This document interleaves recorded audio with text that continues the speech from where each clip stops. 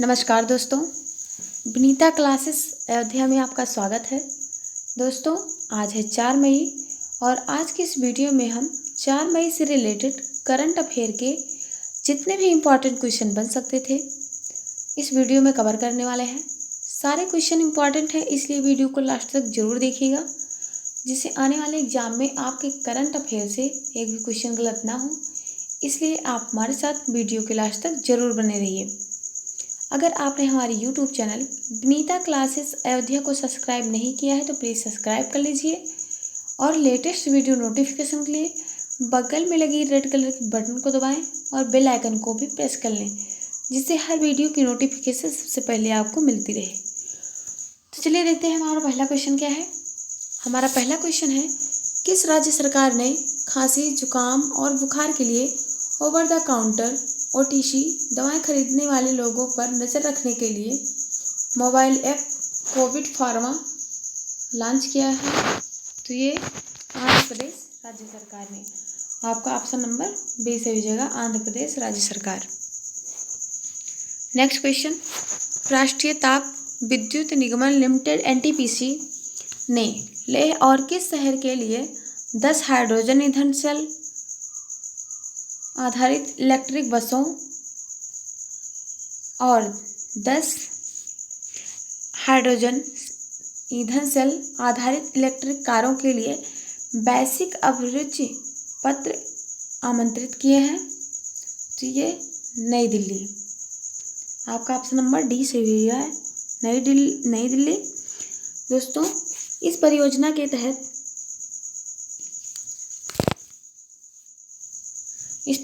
तहत हाइड्रोजन के उत्पादन के लिए नवीनीकरण ऊर्जा का उपयोग तथा भंडारण एवं वितरण के लिए सुविधाएं और विकसित की जाएंगी। हाइड्रोजन ईंधन सेल आधारित वाहनों की खरीद से संबंधित है। यह परियोजना देश में अपनी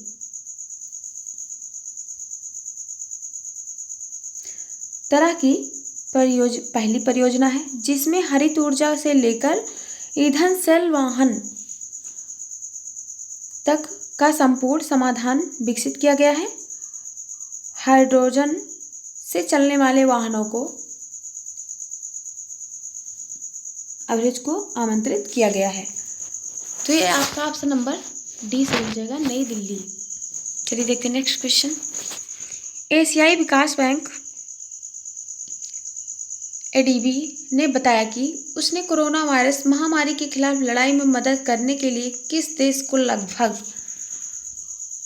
11,370 करोड़ रुपए ऋण देने को मंजूरी दी है? तो ये आपका ऑप्शन नंबर सी सही हो जाएगा, भारत।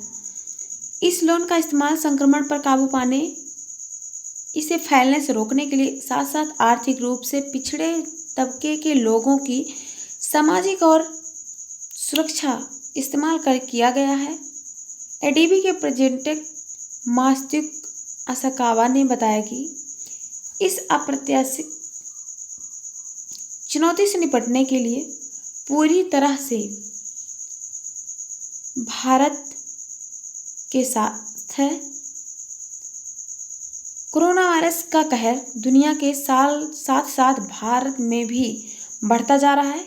देश में वायरस के खतरनाक होने पर अब तक कुल लगभग 29,435 मामले सामने आ चुके हैं। 29,435 मामले सामने आ चुके हैं। तो ये आपका ऑप्शन नंबर सी सही हो जाएगा, ये भारत। हमारा नेक्स्ट क्वेश्चन है, अंतर्राष्ट्रीय श्रमिक दिवस निम्न में से किस दिन मनाया जाता है? यानी इंटरनेशनल लेबर डे कब मनाया जाता है? तो इंटरनेशनल लेबर डे जो होता है ये 1 मई को मनाया जाता है। भारत ही नहीं, विश्व के लगभग 80 देशों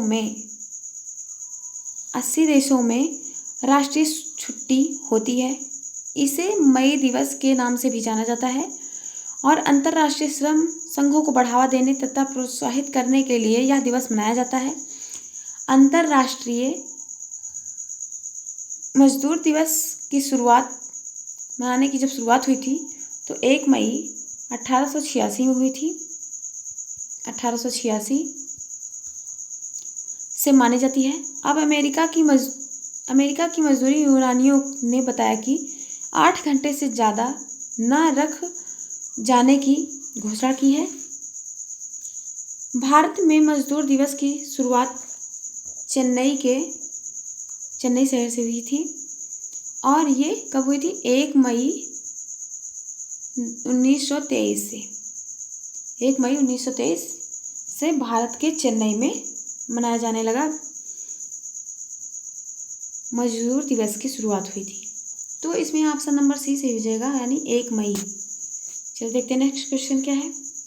बिहार, त्रिपुरा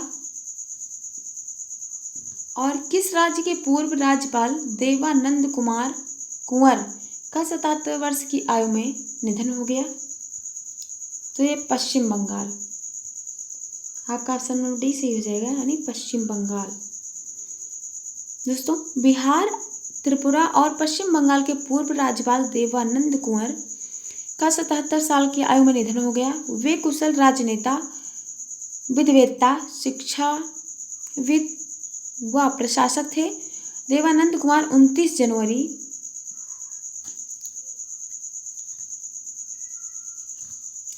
29 जून 2009 से 21 मार्च 2013 तक बिहार के राज्यपाल रहे। फिर इसके बाद 25 मार्च 2013 से 29 जून 2014 तक त्रिपुरा के राज्यपाल रहे और उन्होंने दिसंबर 2009 से जनवरी 2010 तक बंगाल में भी राज्यपाल के अतिरिक्त प्रभार संभाला था। कुंवर 1955 में छात्र नेता के तौर पर कांग्रेस में शामिल हुए थे। उन्होंने असम कुमार के कैबिनेट मंत्री की जिम्मेदारी निभाई थी। तो आपका ऑप्शन नंबर डी सही हो जाएगा, पश्चिम बंगाल।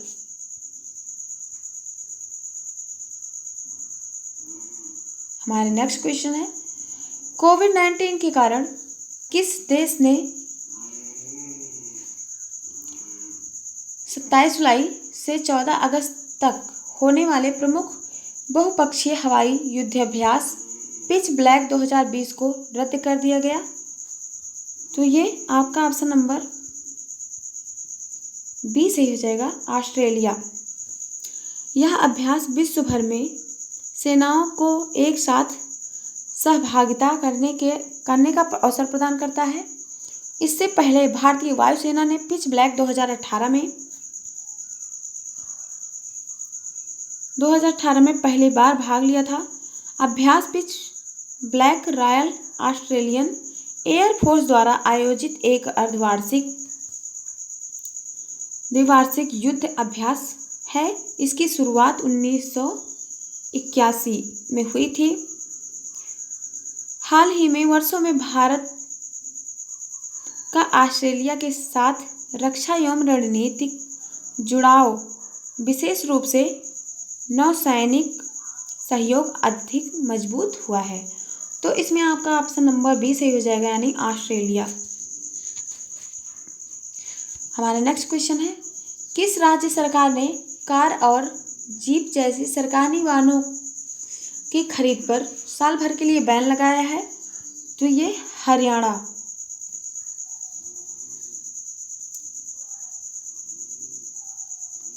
हरियाणा सरकार ने लॉकडाउन के बीच बसों, एम्बुलेंस, अग्निशमन वाहनों जैसे आपातकालीन सेवाओं के लिए वाहन को छोड़कर कार व जीप समेत सभी नए वाहनों की खरीद पर मौजूदा वित्त में पूर्ण प्रतिबंध लगा दिया गया है। राज्य सरकार ने बताया कि अगर नई कार या जीप की सख्त जरूरत पड़ती है तो वाहनों की आउटसोर्सिंग हायरिंग की जाएगी। यह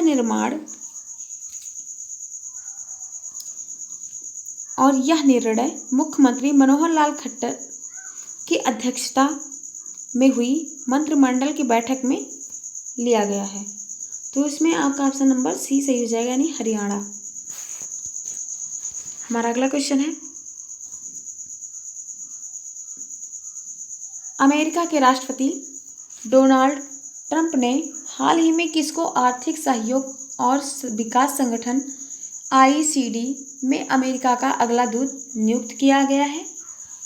तो मनीषा सिंह को। मनीषा सिंह वरिष्ठ भारतीय अमेरिकी राजनीतिक हैं। मनीषा अभी विदेश विभाग में सहायक मंत्री भी हैं। वह अभी आर्थिक और व्यापारिक मामले देखती हैं। आर्थिक सहयोग और विकास संगठन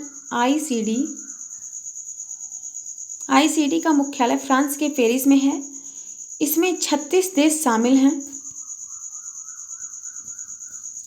36 देश शामिल हैं। OECD आर्थिक प्रगति और विश्व व्यापार को आगे बढ़ाने के लिए काम करता है। मनीषा ने वाशिंगटन अमेरिका विश्वविद्यालय से अंतर्राष्ट्रीय विधि में पोस्ट ग्रेजुएट की डिग्री ली है। तो आपका ऑप्शन नंबर डी सही हो जाएगा, मनीषा सिंह।